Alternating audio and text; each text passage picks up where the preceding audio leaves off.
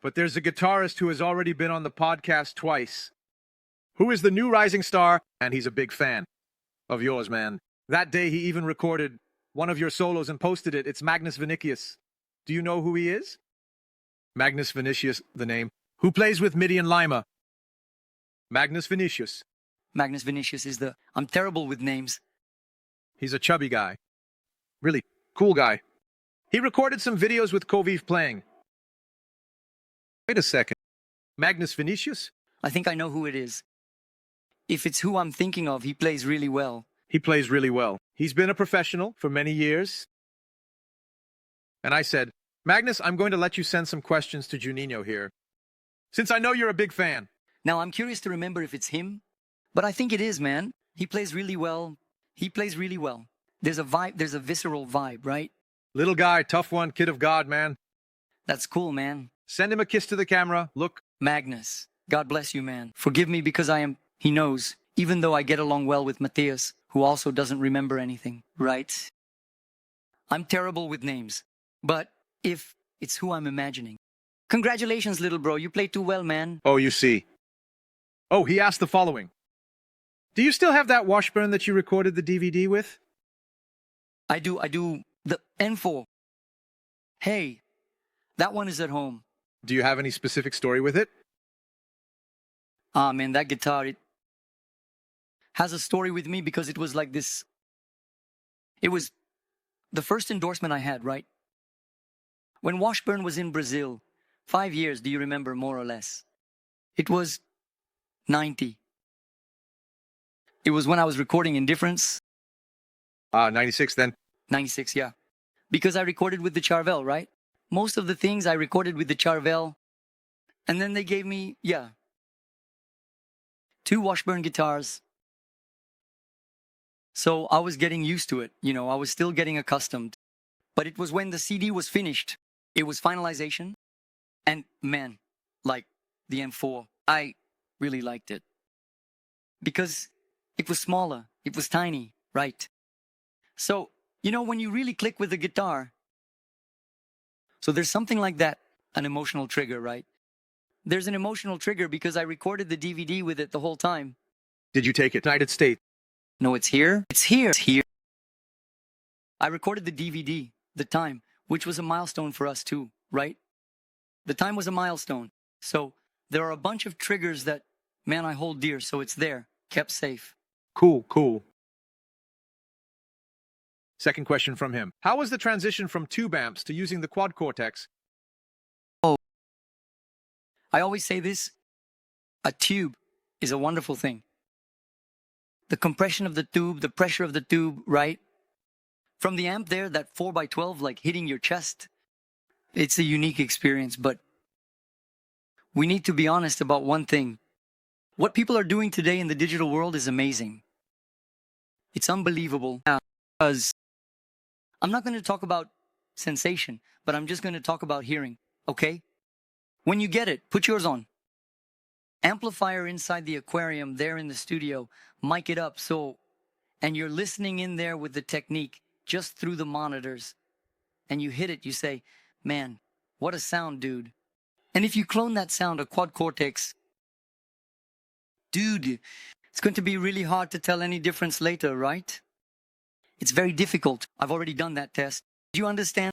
And man, there's a time when you're there. A, B, A, B, A, B. Then the guy does B, B, A, B, A. Then you say, no, that's the amp. Then you go check. It was the emulation. Now, this, in terms of hearing, today it's very, very similar. Really, in an album, you don't see the difference. You don't see, when playing, there's still a slight difference in the dynamics. The digital ones, they're still not 100% the same. The feeling, the compression, the way it reacts in your hand. But it's nothing that says like this, oh my God, it's going to mess up my playing. No, dude, not at all. It's just a little different. But you also, once you get used to it, it just goes away. There's no problem at all affecting your playing. Nothing. No, but I tell you, it's very close. Dude, very close. And the third point, yes, then, yes.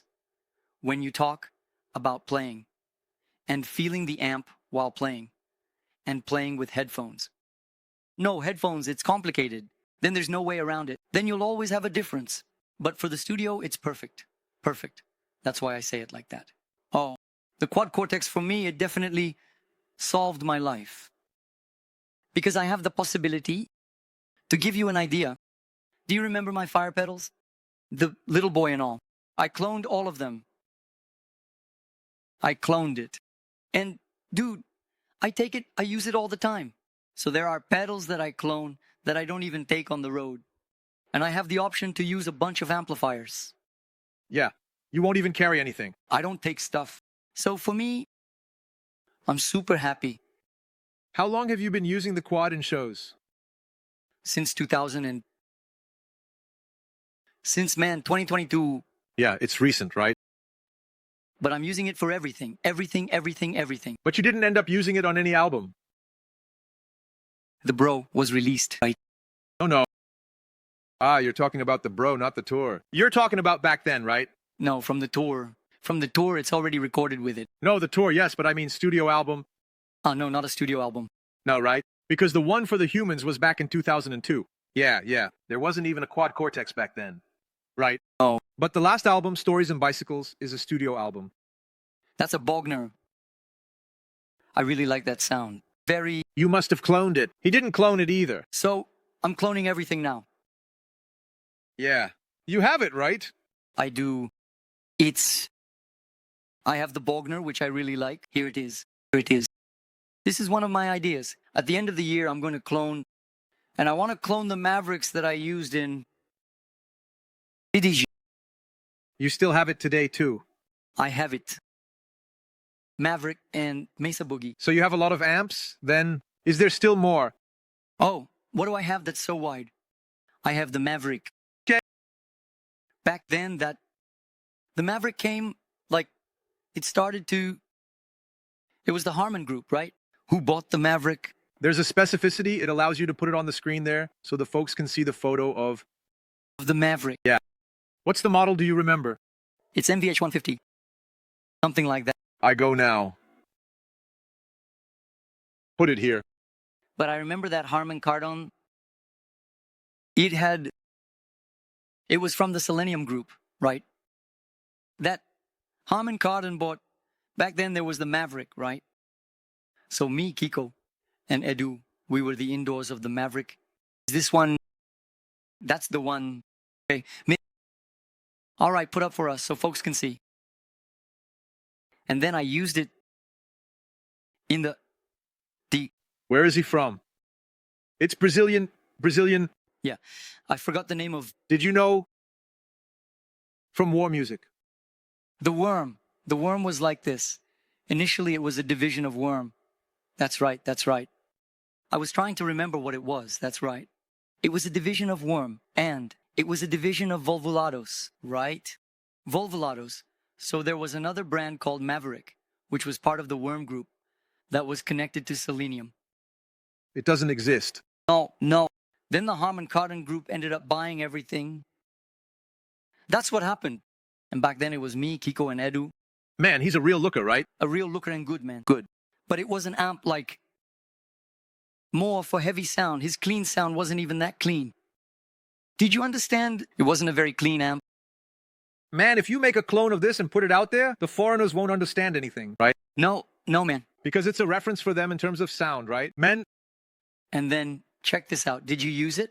Which one? No, did you? Okay, but finish up. I used it and Meseberg. Me too. But what's crazy is you said... No. What's crazy is the following. I have the Mavericks. I have the Triax. I used it on the solos. I used the Triax. And in the bike stories, I used all the Bogner, which I love. The Bogner is an amplifier like that. For me, also on the top shelf, I really like the team. So good. Who used the Triax 2 was Edu, right? Edu used to use the Triax for a long time. Yeah, man, let me tell you. I have 3 amplifiers at home just sitting there broken. Amplifiers are a hassle, right, man? It needs maintenance. It burns out. I burned one. I burned a hot rod now, and I don't know what I'm going to do because it doesn't have its board anymore. I might have to turn it into another amplifier. I have one that I'm sad about. I have a Bassman from the year 1968. In 1968, 8 cinnamon organizations, more or less, it was modified by Harman Colby. Who's the guy who worked on Pat Smethini's amps with the Harman Colby cabinet? It burned out. Burn. The board? No, the tube, it fried everything. It fried everything. You can replace the tube, right? So, and that's without damaging the power supply. You're even scared to find out. I'm scared to find out because this is an amplifier that it's priceless, an amplifier like that. Who really knows that 50-watt Bassman, it's a combo. No, it's a cabinet head. The little box from Harman Colby, which he made with send and return in the back, that's the guy who worked on them, as I mentioned, right? He was the one who modified Pat Metin's amps. People would buy the Bassman and take it to him over in New York. I have this amp. It's like a dumbbell. It's kind of like that, and then I turned on the amplifier puff. My brother, the heart went puff too. I said, wow, my brother. Enemy attack. That's devil's work, man. And that's what you said. It costs money. I have a Carvin too, which Mateus has the exact same one. A Carvin, that's the 212, which is a rolled one. It reminds him of a Fender, a twin reverb. Okay. It burned out. It burned out with a lot of noise. I turn it on. It makes a sound as if there's a very strong radio interference. Yeah, so the amplifier needs a lot of maintenance. It needs a lot of maintenance. I don't know, for example, if when I turn on my Mavericks, they're going to work. That's why it's been stuck at this point for a long time. Right. That's why at this point, I love analog things, but I'm not a nostalgic guy.